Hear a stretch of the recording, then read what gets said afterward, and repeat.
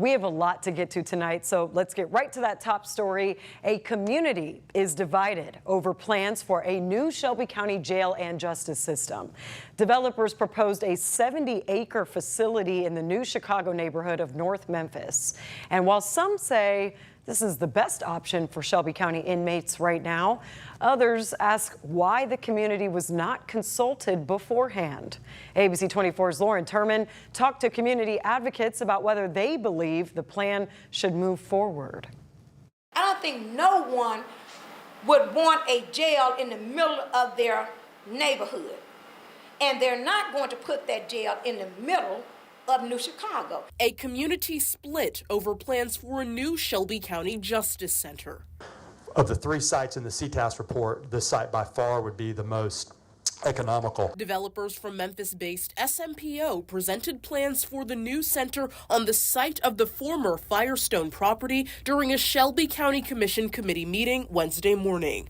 The estimated cost between $993 million and $1.2 billion, adding to $350,000 requested from the commission for the master planning phase. The proposed facility would replace 201 Poplar, where Sheriff Floyd Bonner has advocated for a new jail for years. He's often cited outdated conditions and overcrowding. Leaders say this would reduce taxes for nearby residents and free up space at Shelby Farms. Can bring some vitality, other businesses, spinoffs of income and other income streams and employment in the area. And I think you'll have more investors coming and taking a lot of the vacant lands and building homes and so on. Bishop Brandon Porter sees this as an opportunity for economic expansion in the community. He says he's spoken with developers in the past few weeks, while Dr. Carnita Atwater, the director of the New Chicago Community Development Corporation, says no one ever approached her about these plans. They never go to the grassroots people that can tell them exactly what they want and what they need in their community. And I think that's by design. Why would you put a juvenile detention center next to a prison? Are you planning on rolling these young babies into the prison without preventive and intervention measures?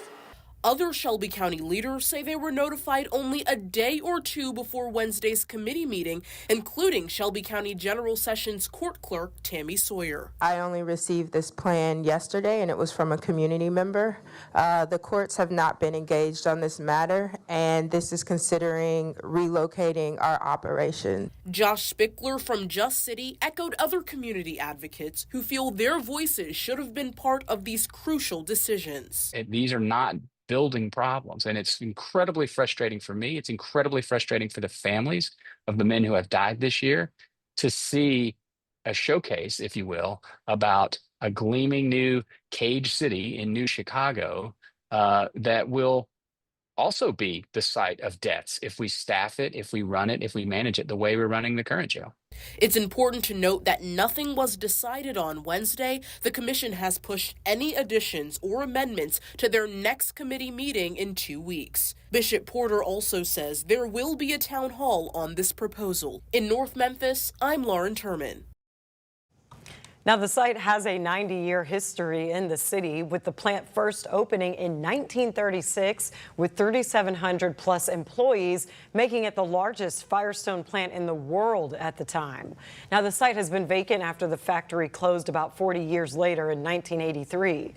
Since then, there have been a variety of ideas for the site. A golf school development planned in early 2000s never materialized.